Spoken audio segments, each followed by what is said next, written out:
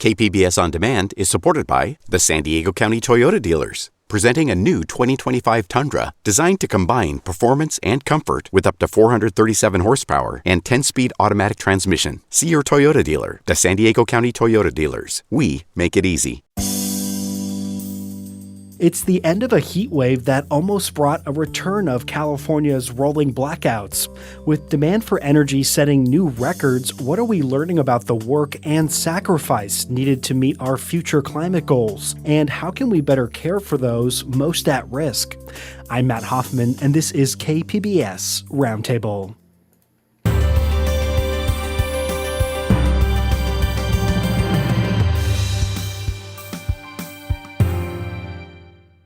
KPBS On Demand is supported by the San Diego County Toyota dealers, offering a new 2025 lineup of vehicles at your local Toyota dealer, including a new Tacoma with turbocharged 4-cylinder engines and a hybrid powertrain option. The San Diego County Toyota dealers. We make it easy.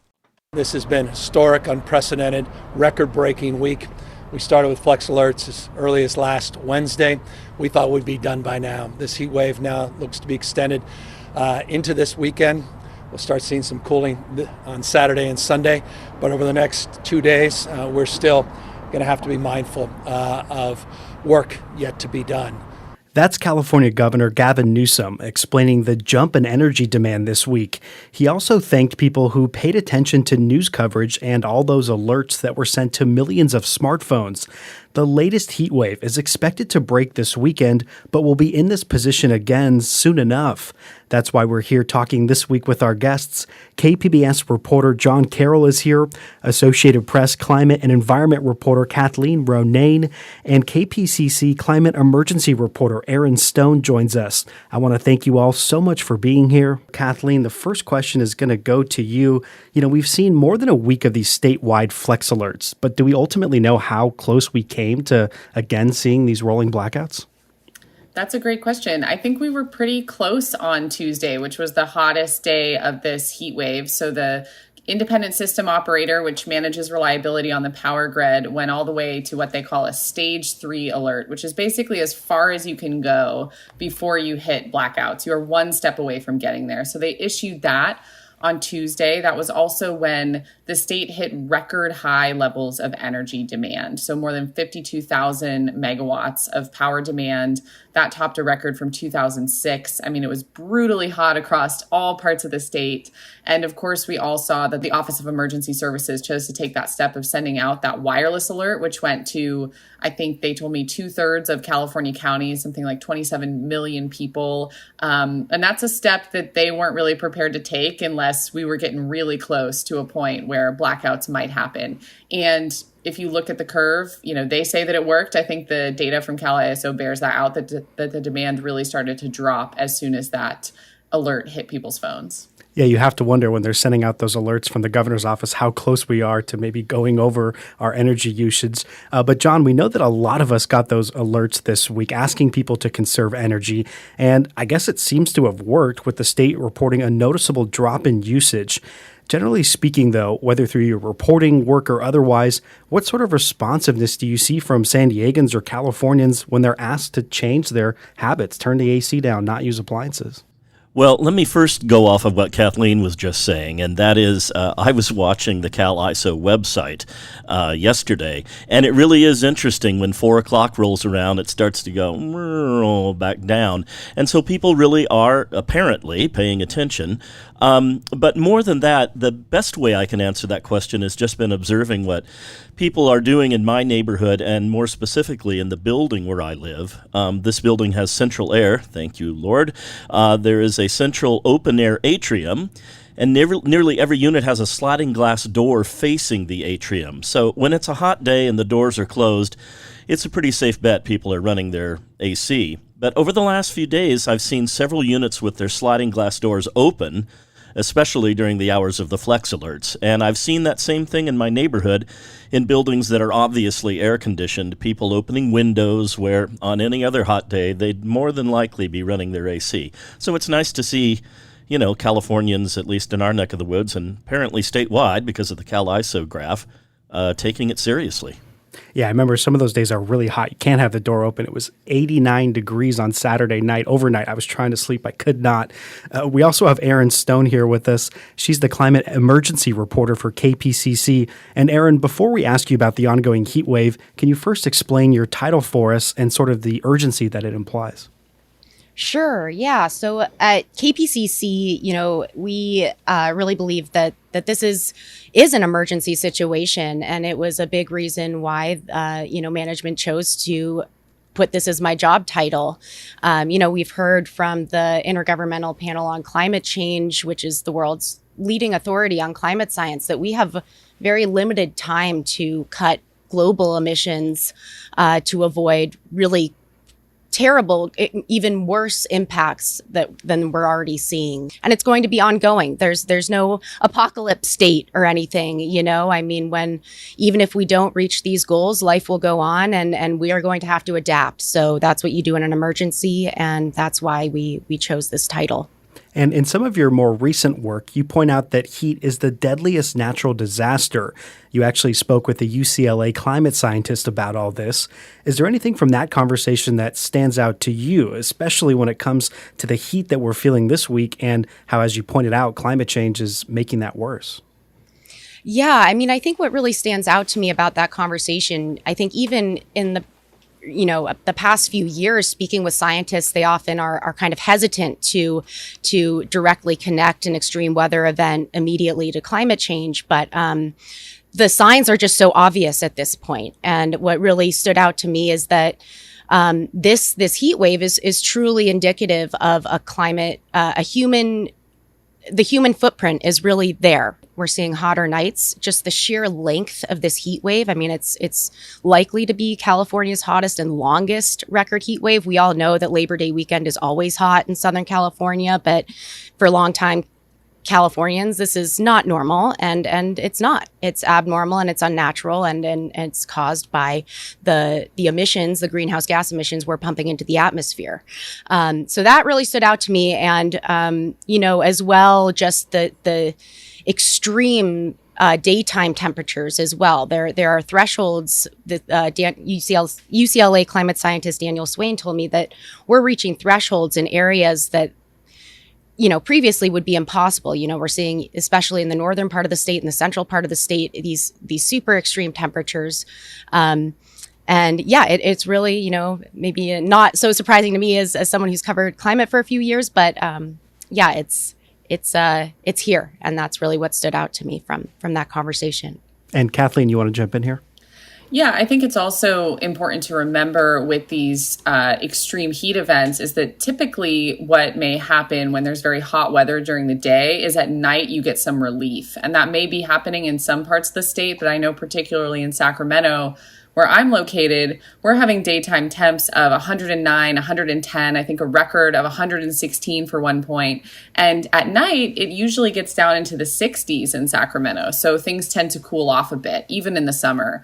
But these past few days, we've had the temperature staying, in the 80s overnight. And that is also where you can start to get into some really dangerous situations for people with heat-related illnesses, because there's not as much opportunity for people to sort of cool down at nighttime and deal with that sustained long-term heat. And so I think that is something that is definitely making this prolonged heat wave all the more difficult, because we're not getting that nighttime relief in some places that we may normally be used to. So in the short term, though, we're going to have to get some relief, and the demand on the grid requires more power to generate electricity.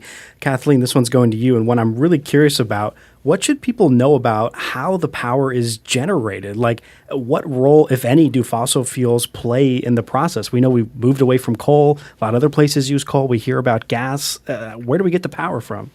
Sure. Fossil fuels actually still play quite a significant role in California's power grid, and that's by way of natural gas. So we certainly have ramped up solar, wind, we have hydropower, other renewable and non-carbon sources, but fossil fuels still play a major role. So typically in California, during the daytime, you'll see solar power as the primary thing powering California's grid. We've even had, I think it was earlier this year, the ISO announced that we reached a small window where the state's power grid was entirely powered by renewables for a few minutes of time. So we're certainly ramping them up, and they, on any given day, solar could be, 30, 40, much, an even higher percentage of what we're powering the grid with. But we also do still use a lot of natural gas. So in the past few days, when the temperatures have been really, really high, natural gas has been our primary energy source all day long. You can go to the ISO's website, you can look at the power that is supplying our grid, and we haven't even had that moment where solar kind of spikes up above it, and that's because demand has been so high. So we do still rely on fossil fuels a lot. Not only that, the governor's office announced on Monday that for the first time we were turning on some natural gas-fired backup generators. They're located in Northern California. And as you may know, over the past couple of years, California has also worked to extend the life of some natural gas power plants along the coast that were slated for closure in 2020.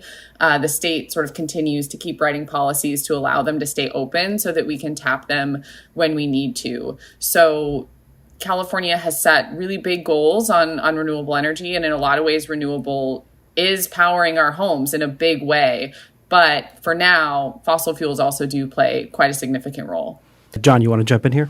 Well, also, it's worth remembering that Diablo Canyon is still part of the mix, and Newsom used to be against keeping that going, and he has changed his mind, shall we say, because of this crisis. And speaking of you, John, we know that you were down in Barrio Logan earlier this week during the heat wave, seeing how the unsheltered were coping.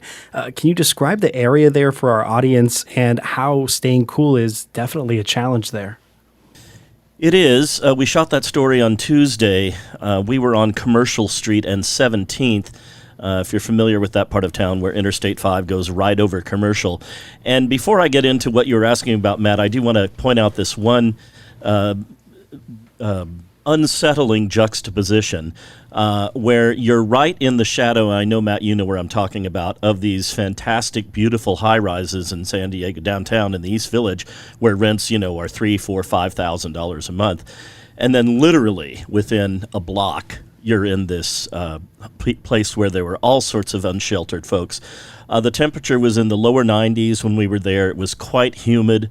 There were tents all along the sidewalk, some under the bridge, others out in the sun. Now, of course, being on concrete when it's so hot outside is not pleasant. I spoke with Michael McConnell, who's been a homeless advocate for the last 13 years here. He told me about one man in the Midway District who was suffering from the heat to the point where he was panting. He refused offers of help, so McConnell gave him a bunch of bottles of cold water to put on his skin. He checked with him later in the day and told me the man, thankfully, had been able to cool down. But it's just a very difficult situation. The city crews come down there to clean the place out because there's trash and other stuff. And so people have to pick up and move. And also when they're there, they're committing an infraction because they're blocking a right-of-way. So it's a very difficult issue, especially in this extreme heat. And you mentioned in that story that they had offered that one gentleman help. And, sometimes we hear about this struggle that some care providers have in getting some of these unsheltered people to accept help. KPBS talked with San Diego Mayor Todd Gloria about that earlier this week. Do we know, John, if that resistance eases a bit during extreme weather? I know from my coverage, for rain, it definitely does. More people go to these temporary shelters. But what about the heat? Well, I'll get to that in a second, but also when it gets really cold, in the winter, they tend to, that resistance goes away. But first, let me say that Mayor Gloria's administration does follow a policy of progressive enforcement. So, as I said, when people are blocking the sidewalk, which they inevitably do when they set up their tents, they are committing an infraction. The police give them a warning that they need to move on the first interaction. Assistance is also offered to get them into a shelter. On the second and third interactions, they get a citation. The fourth time, they get arrested and taken to jail. As far as the resistance some people have to accepting help, Michael McConnell told me, and he would know, that his observation is that does not change because of the hot weather. KPBS On Demand is supported by the San Diego County Toyota dealers, offering a new 2025 lineup of vehicles at your local Toyota dealer, including a new Tacoma with turbocharged 4-cylinder engines and a hybrid powertrain option. The San Diego County Toyota dealers. We make it easy. You're listening to KPBS Roundtable. I'm your host, Matt Hoffman, and our guests this week are John Carroll from KPBS News, AP reporter Kathleen Ronayne, and Aaron Stone from KPCC. You know, this week the headlines have all been about the demand that we're putting on the system, but what about the grid itself? I mean, what's the concern for scaling these systems up if we're heading toward a future where fossil fuels are less of an option? And Kathleen, I know that you touched on this a little bit earlier. We want to go to you, but start with Aaron here first. What are you hearing about this?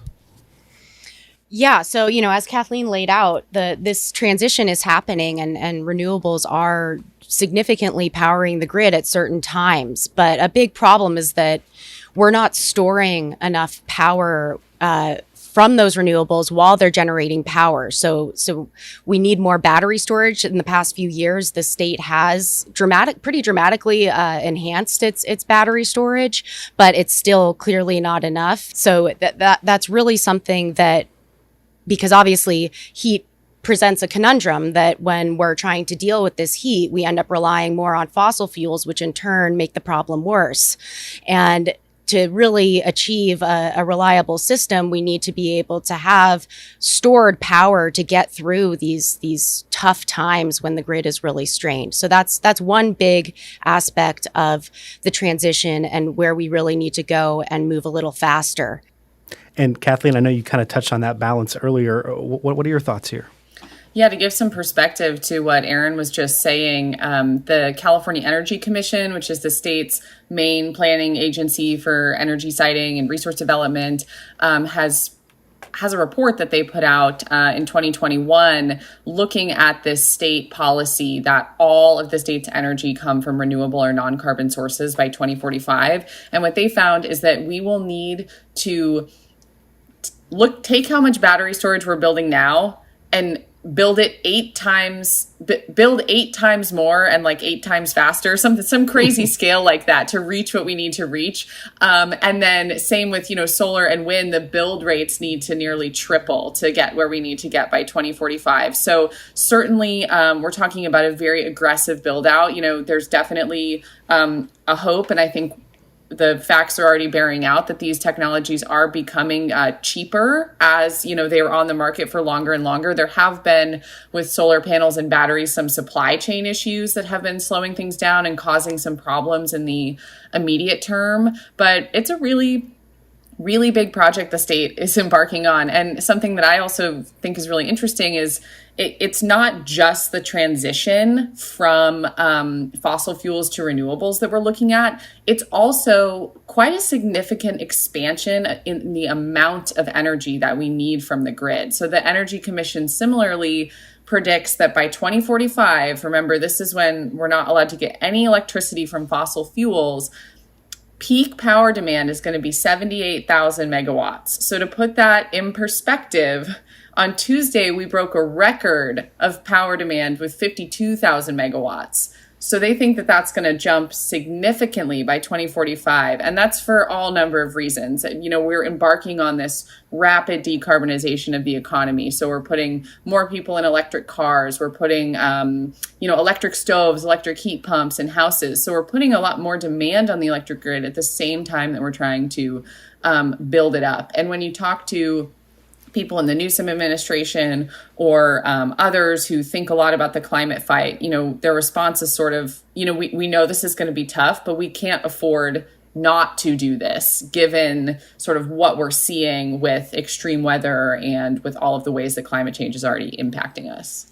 And you mentioned that there's many avenues to get there. And we know that there's also a plan to phase out the sale of all gas-powered new vehicles by 2035. And KPBS's John Carroll, we know that you visited a used car dealership or just a car dealership in general when the state announced this move. What was their reaction to this? We visited the Team Kia dealership in El Cajon. And there I spoke with Chris George, who's the general manager. He told me he's all for environmentally positive change, but he also said he sees a lot of pitfalls and problems on the way to that day in 2035 when no more gasoline-powered cars can be sold in California. First off, he said there needs to be a lot more charging stations. That's no mystery. We know that. And he also says they need to provide fast charging so you don't have to sit there for 15 minutes or more waiting for your car to get back up to speed. That probably won't end up being a big problem because we've got quite a bit of time to get many more charging stations up and running. But George went on to point out other challenges. He says getting mechanics trained on being able to work on electric vehicles will be a huge expense in both money and time for dealerships. And he says dealerships will obviously have to have their own charging stations, a further expense. And also that electric vehicles are way more expensive than gas-powered cars. Yeah, you mentioned way more expensive. I remember in your story you said that they were saying around $60,000. And even when you factor in some of those tax credits, it's still a high cost for the average consumer. And Kathleen, you wanted to jump in here quickly? Yeah, a couple things. I think the workforce concerns that John raises are really important. I was having a conversation a couple of weeks ago with the head of a program in LA that's aiming to build out more charging stations, who is saying that one of the problems that they're already seeing is just having the workforce that can even operate and maintain the charging stations, as well as the workforce that is going to be able to handle the cars is really difficult. And so she was really advocating that the state make some investments in that workforce development, because who's going to buy an electric car if there's nobody to work on it when it breaks down, right? But I do think one of the just important things to note when we talk about this is you can still buy a used gas-powered car after 2035. You can still drive your existing gas-powered car. This is not an effort by the state to, physically take every single gas-powered car off the road. It's going to be a long transition. And just a little, pet peeve of mine is the Newsom administration talks about it as a ban on the sale of gas-powered cars or 100%, zero emission, but actually 20% of those sales can be plug-in hybrids, which can run on gas and electricity. So we'll still get some emissions and some gas from those new cars that are sold in the state after 2035. And as we wrap up this whole show here, Aaron, I want to go to you again. We know that you've put out a call to people for their climate change questions. I'm curious, what sort of responses are you getting from that? We hear a lot from people about their concerns about the grid. I mean, I think people are getting to a point where they're pretty aware of the situation. They have at least a general understanding of climate change and its impact. And obviously, when we have these threats of rolling power outages, which are really terrifying, it perks people up. And we hear a lot because, here in LA, we've got a lot of efforts to expand electrification in buildings. And I think we currently have the most charging stations of any city. And I think people make the connection between the challenges the grid is experiencing right now, and they connect that to the future. So we definitely hear a lot of concerns about how all these solutions really work, and can we do it and still maintain safety. But, we also hear a lot about, why there are certain things like the closing of seasonal pools or something like that, why things that we might not think about. We hear about my library is closed on Labor Day weekend, and that's supposed to be the first place I go when it's too hot. So there are kind of things that maybe, governments aren't necessarily really thinking of and saying that are their primary solutions right now in terms of dealing with a heat emergency is cooling stations, is access to water and cool spaces, access to shady parks. But yeah, if we're still kind of in this old climate regime of when September rolls around, we close the public pools, we close, we don't worry about, the libraries being open, then, there's going to be a real shift in culture and daily life, I think. And yeah, sometimes when we do these stories, we wonder, are people listening? What are they thinking about? Before we go, I want to open it up to John and Kathleen. Same question. Are you guys getting any questions from audiences that sort of stick with you on this issue? John, we can go to you first here. Well, first of all, I just wanted to follow up with what Aaron was saying about public pools. We know about that problem in San Diego because of sort of an adjunct issue, which is the supply chain challenges that we all now live through.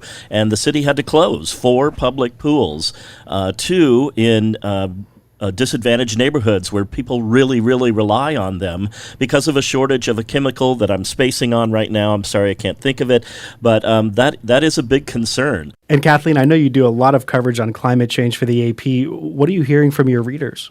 I would echo what Aaron said. I think that I hear from readers as well as just people in my life, friends, family, a lot of questions about how all of this is going to work. And then just sort of I think, interesting note to Aaron's point about things like public libraries and pools and all of that. I remember reading an AP story that we did earlier this summer about Europe and how Europe was dealing with this massive heat wave. I'm sure some of you may have read the stories. I think, public infrastructure was breaking down and Europe's just not used to heat waves at this level. And so many different things were happening. But one thing that was happening in, I believe, Spain is they were encouraging and instructing government buildings, other buildings to turn the heat way up. And then they sort of came out with a policy that you didn't have to wear neckties to work anymore. And so it's something that sounds so silly, but I thought it was really interesting because it's this sort of, funny, imaginative, but also very relevant response to making it hotter in your work building, telling you that you actually don't have to abide by this long dress code that you long have so that you can be a little bit more comfortable. And so I think,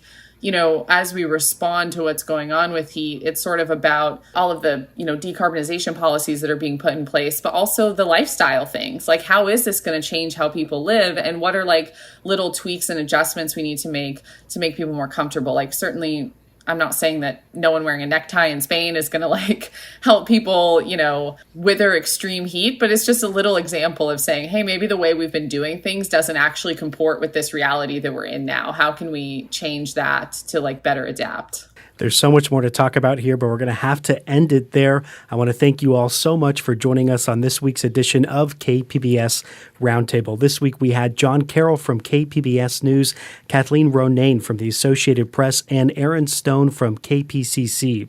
You can stream the Roundtable show as a podcast anytime. KPBS Roundtable is produced by Ben Lacey. Rebecca Chacon is our technical director, and I'm your host, Matt Hoffman. Thanks so much for listening, and we'll be back with you all next week. KPBS On Demand is supported by the San Diego County Toyota dealers, offering a new 2025 lineup of vehicles at your local Toyota dealer, including a new Tacoma with turbocharged 4-cylinder engines and a hybrid powertrain option. The San Diego County Toyota dealers. We make it easy.